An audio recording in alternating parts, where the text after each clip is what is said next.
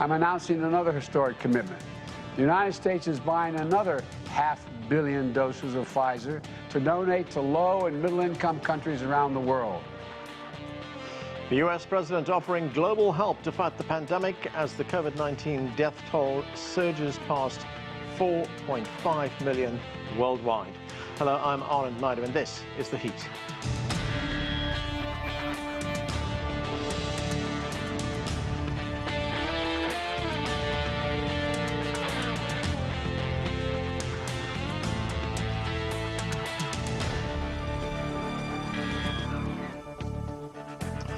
The U.S. president offering global help to fight the pandemic as that death toll surges. President Joe Biden called on world leaders on Wednesday to go big in the global effort to fight the COVID-19 pandemic. Speaking at a virtual summit on the sidelines of the UN General Assembly, Biden said the challenge now is to help vaccinate the world, saying we're not going to solve this crisis with half measures. We begin with this report from CGTN's Jim Spellman. Nothing is more urgent than all of us working together to defeat COVID-19. U.S. President Joe Biden, speaking remotely from the White House, brought together heads of state and leaders from international organizations to kickstart the global fight against COVID-19. On the agenda, increasing supplies of therapeutics, personal protective equipment, and oxygen, building more resilience against future outbreaks, and increasing vaccine access around the world. Biden kicked off the summit with a major announcement.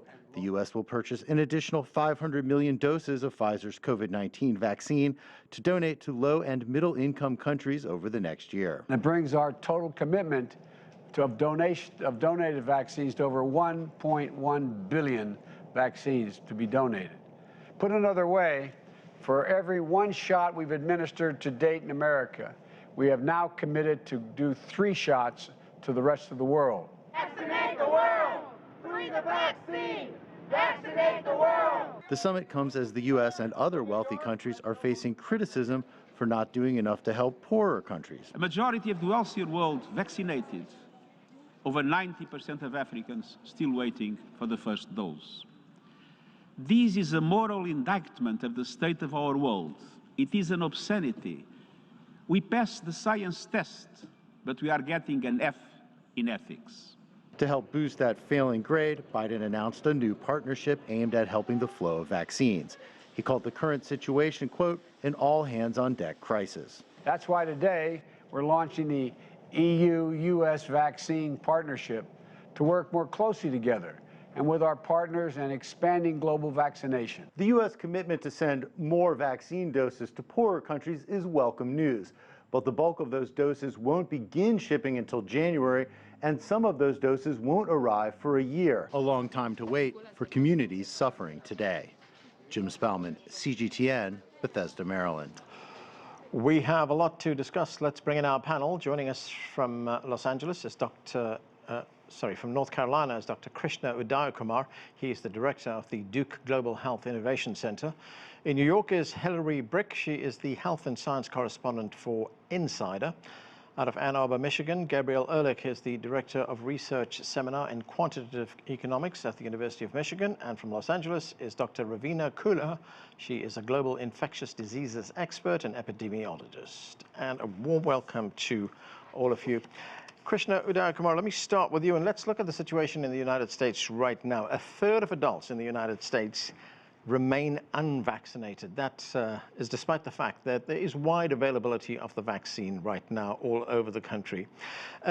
Given that high percentage, a third of people who are not inoculated, I mean, can the country overcome the pandemic in any meaningful way in the short term? I mean, is there going to be a time when we can say, look, okay, we're going to lift most restrictions, people can go back to their lives more or less as they used to live it?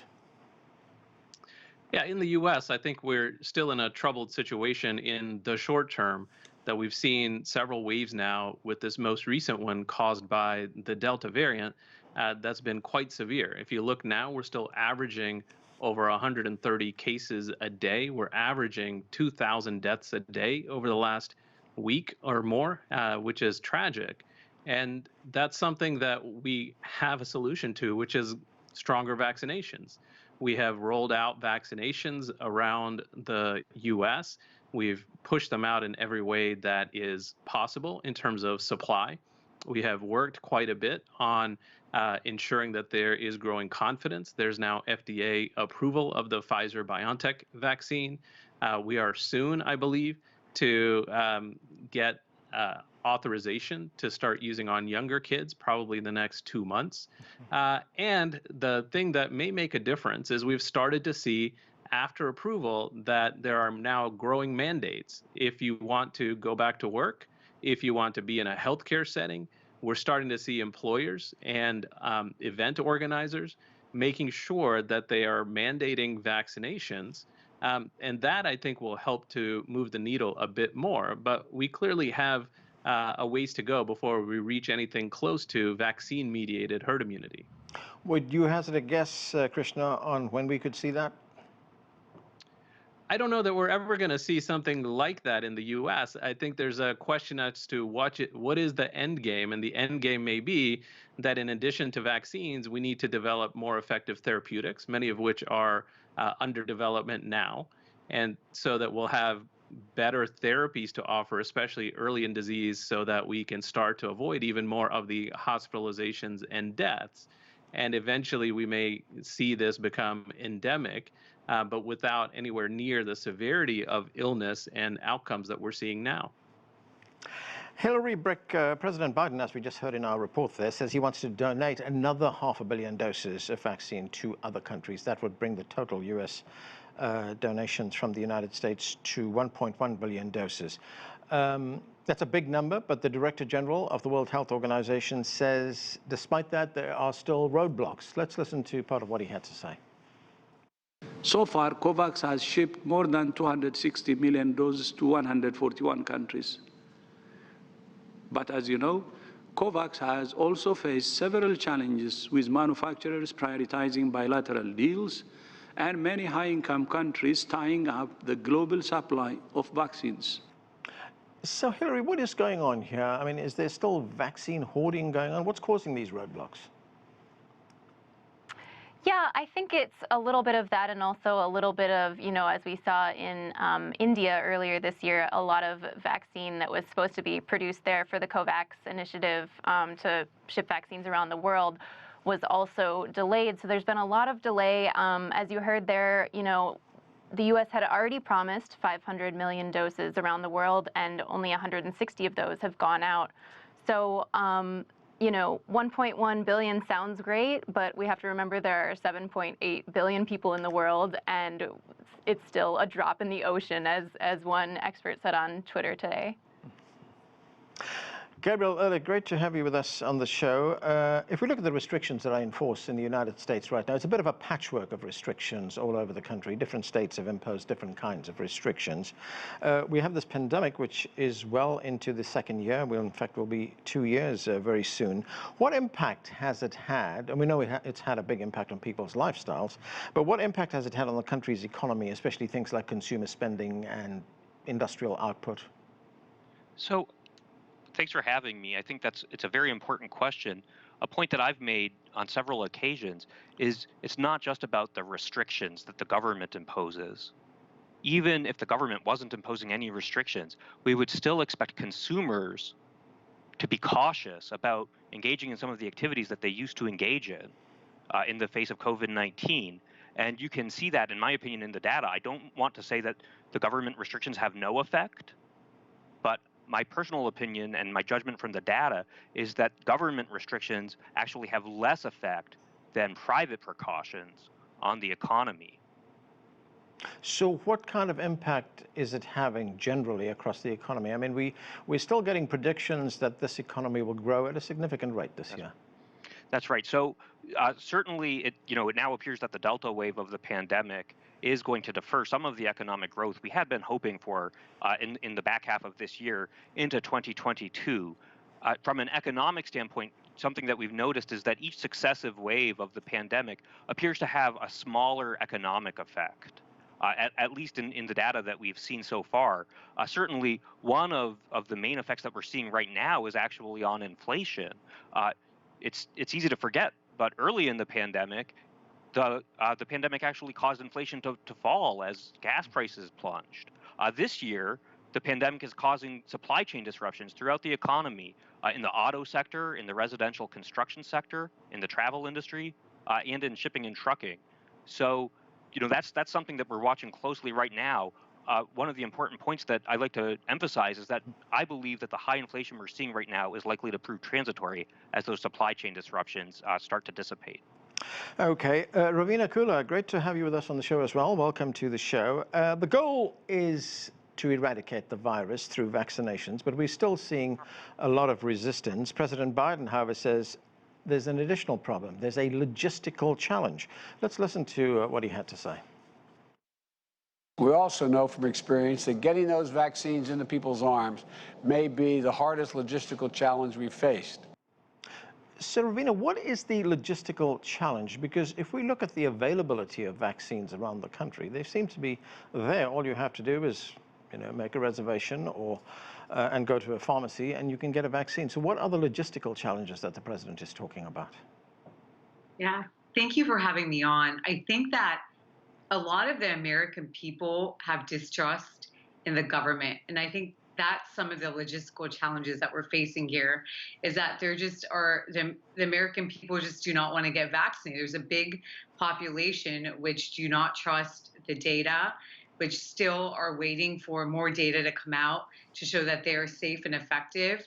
I do want to state that these vaccines are extremely safe and effective, and it is the only way for us to end this pandemic, is to get a shot, to get everyone vaccinated, all the American people vaccinated. So some of the logistical challenges which we're facing is just the American people believing in the data and believing in the science and valuing science. And that's something that we have not seen happen in other pandemics, where I think a big reasoning for this is that social media has put distrust in a lot of people, that they just don't know where to turn to. You say people need more data, but if we look at the situation over the last few months, almost all the people who have ended up in hospital or who have died are people who are unvaccinated. That's correct. And one would think that that would be enough to show those unvaccinated individuals even more, give them even more reasoning to get vaccinated. But that does not seem to be the case. I think that it has shifted a lot of those individuals that do not want to get vaccinated, seeing that data. But I think that we need to put out even more data showing the implications that being unvaccinated has on an individual, not only now, but in the long term. We have the post-COVID effect that many people incur after they get COVID. We know that those individuals which are unvaccinated, they have a higher probability of having severe COVID and being placed in the ICU and being more severe. Krishna, I want to get back to something you were talking about earlier on, and that is vaccinations for young children. Pfizer announced earlier this week that its tests had shown that vaccines are effective and safe in young children aged 5 to 11. So take us through the process. That's what Pfizer is telling us. What happens next? Yeah, that's right. There are ongoing clinical trials now of Pfizer as well as other vaccines in various age groups, including in kids younger than 5. The results that are becoming available in kids 5 to 11 will be assembled and submitted to the U.S. FDA as part of an authorization for emergency use, and that will be reviewed transparently, and a decision, if it's made, could come as early as mid to late October.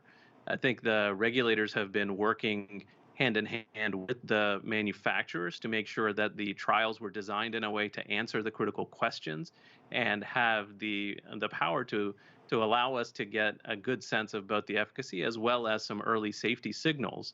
That type of surveillance will certainly continue even after there is emergency use authorization. So we'll get more and more data in kids, but it's very promising, at least the top line that we've seen from the company right now.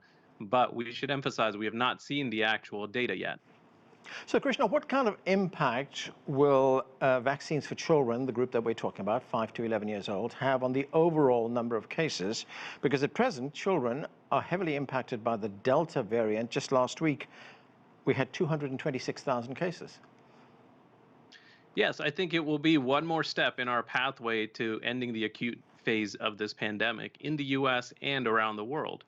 We know that, excuse me, we can create safe environments in schools, but vaccinating kids allows us to create even safer environments. So that will allow us to have fewer disruptions in schools, which is incredibly important for human development, for nutrition, for all of these other things. So the more we can do to get more Americans vaccinated and eventually the rest of the world vaccinated, the less disruption that this COVID-19 wave after wave is going to cause. Hilary, as Ravina told us a moment ago, there is resistance among people to accepting the vaccine for a wide variety of reasons. One of them being people don't trust the government, as you have pointed out as well. And we can hear the frustration in President Biden's voice when he appeals to people to go out there and get the vaccine. But what is the problem? Is it a problem of messaging, of trying to make people understand what vaccines do and how they work? Is it politics? Is it ideology? Or all of the above? Yeah, I think it's just all of the above. It's really a breakdown of trust. And so a lot of the emphasis has been on finding those trusted messengers, people's family, people's doctors, people who people trust, not, people don't trust institutions like they trust their mom or their daughter or their son. And so that has been some of the challenge, but it is sort of a new challenge for vaccines. We've been vaccinating for many things for many decades, and it's never really been a political issue until now. So it is a new challenge for regulators and for public health experts to try to figure out what are the ways that they can convince more people that getting vaccinated is safe. And not only is it safe, but it's actually the best way out of this situation that we're in right now, as everyone else has sort of been alluding to. Right, and what are those ways? I mean, you made a key point there when you say, look, people don't trust institutions, they don't trust these big announcements that are made from the White House or from the CDC or from anywhere else. It's up to their personal doctor who tells them, look, you got to get the vaccine, otherwise you're going to be in trouble. Yeah, and I think it's different things work for different people. Somebody might be swayed by an influencer on social media. A lot of people really do trust their general practitioner, their doctor. And for other people, other people do love statistics and data. And we are hearing that, overwhelmingly all of these cases, and especially all of the severe cases and deaths, are really in the unvaccinated population. But, statistics and data don't do it for everybody. So it's just about finding the thing that does speak to the person who's in the room. Gabriel, the pandemic has put millions of people out of work, but as COVID recedes to some extent, employers, especially in the service sector, are finding it very hard to find staff. Some of them blame this on the fact that unemployment benefits are pretty good. Others say, look, if you want staff, you've got to pay more right now. How has the job market changed by this pandemic, and will it ever get back to what it was? Well, I do think that we will have some permanent changes in the job market, but I do want to step back and talk about the unemployment insurance. My personal opinion is that expanded unemployment insurance benefits were a small factor in making it hard for employers to find workers. And what you saw is about half of states, 26 states, ended the expanded unemployment insurance benefits at least partially early, before September. And you really didn't see those states have stronger job growth than you saw in the states that kept the expanded benefits. So my personal judgment is that the unemployment insurance benefits really weren't playing as big a role as many people might have thought. I do think that getting the vaccination rate up, we've talked about back to school. Certainly the uncertainty around childcare, if you don't know if your child is going to be able to go to school in person on any given week, or if your child's going to be quarantined, that makes it very difficult for potential employees to commit to a job. So I think one of the things we can do to get back to normal is really to get people vaccinated. That should help the economy and certainly help the labor force to expand. When it comes to the job market, has demand from employers dropped? Because we know that a lot of businesses closed and are not coming back. On the contrary, it's been incredible to see. Labor demand is sky high right now, and you can see that in multitude of data sources. The government data shows job openings are much higher than they were before the pandemic, and private data shows that job openings are very high, actually by some estimates more than 40% higher than they were before the pandemic.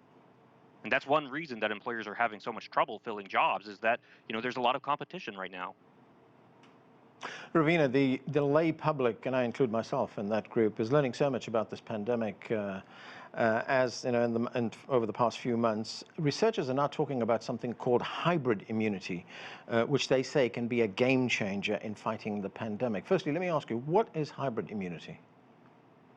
Yeah, I mean, that's a great question. So hybrid immunity is whenever immunity is developed, whenever you have gotten the infection and then you've also developed immunity with the vaccination. So you can develop a stronger immune response potentially by that approach, by having this hybrid immunity. And that's something that can happen. We've seen that those individuals that have had COVID-19 infection in the past have still gotten vaccinated. They develop a higher immunity, and potentially this hybrid immunity exists.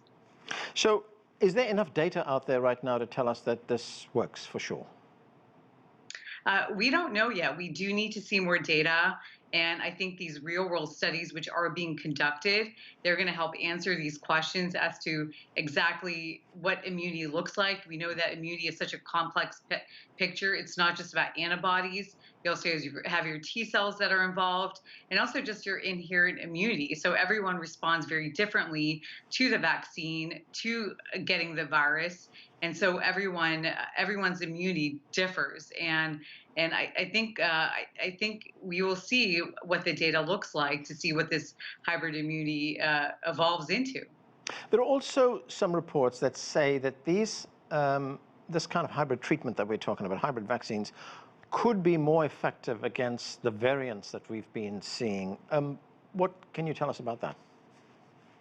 Yeah, I mean, I think what we're seeing with some of the vaccines, where there is that hybrid immunity, that mix in for the booster doses, especially for there being a mix and match approach, that having a different mechanism of action working might actually help against the variants, and that's something that we've seen out of the EU with AstraZeneca being used, and then with the mRNA vaccine being used after that. So we need more data to really show what that means, and I think many of these companies are looking into that.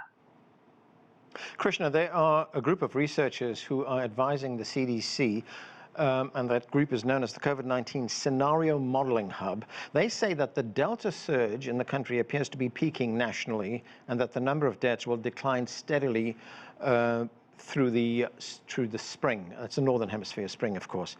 They predict that the number of deaths from COVID will go down from about 1,500 a day, which is the situation right now, to fewer than 100 a day by March of 2022. In fact, the World Health Organization also reported just a few days ago that there's been a worldwide decline in cases. What do you think of that scenario, and what's driving the cases down? Yeah, I think we've seen around the world that COVID has really come in waves. It has not been a steady increase and a steady decrease and steady state at any point in time. We've seen wave after wave, partially driven by the evolution of the virus itself. In this time, what we've seen in this current wave or surge in the U.S. that's been driven by the Delta variant is that it was much more severe because of the increased transmissibility of the variant itself. So we do seem to be stabilizing in this current environment, but we have no real confidence of the direction for lots of reasons. We know we're coming upon winter where people are likely to be indoors more than they have been. Lots of things could happen. We don't know when the next variant may emerge that will become dominant after Delta. So we do need to still be cautious and make sure that we don't get complacent at any point in time. Hilary, just a few days ago, the Biden administration announced that it was lifting restrictions on travelers who want to travel to the United States. What does this mean for non-Americans who want to travel here? And does it apply to all countries? And are there any risks in that kind of decision as well?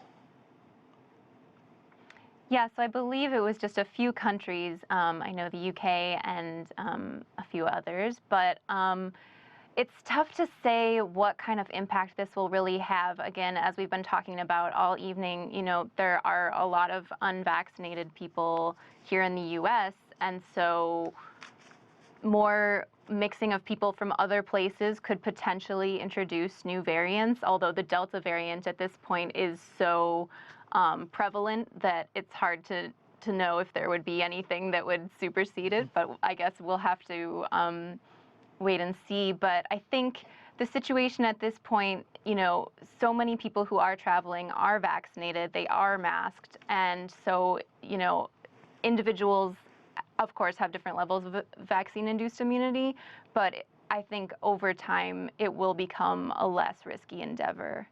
But Gabriel, just on that point, Gabriel, on that point about travel, it's had, of course, the pandemic's had an enormous impact on the travel industry and on tourism, and in many countries this is a mainstay of their economy. But realistically, when can we expect travel to get back to what I would say is relatively normal, restriction-free? I think certainly I'm not a public health expert, but from an economics standpoint, I think it's going to be a very long time before travel gets back to normal. I think something that we've all learned during the pandemic is that a lot of business travel isn't really necessary in today's day and age. You can, talk to a client for an hour on the internet, with Skype or Zoom. And so I do think that it's going to take a while for, business travel ever to get back to the volumes that we saw before the pandemic. There's also the case of, COVID hesitancy. So even as the pandemic starts to fade, which hopefully, we'll be seeing next year from the sound of it, we do think that it will take people some time to really feel comfortable, and certain people are more hesitant than others, really going into big crowds, going into central, cities where they might be, more exposed. So I think it's going to be slow. Okay, and that's where we have to leave it. Thanks to all of you for being with us. I'm Anand Naidu in Washington, D.C. Thanks for watching.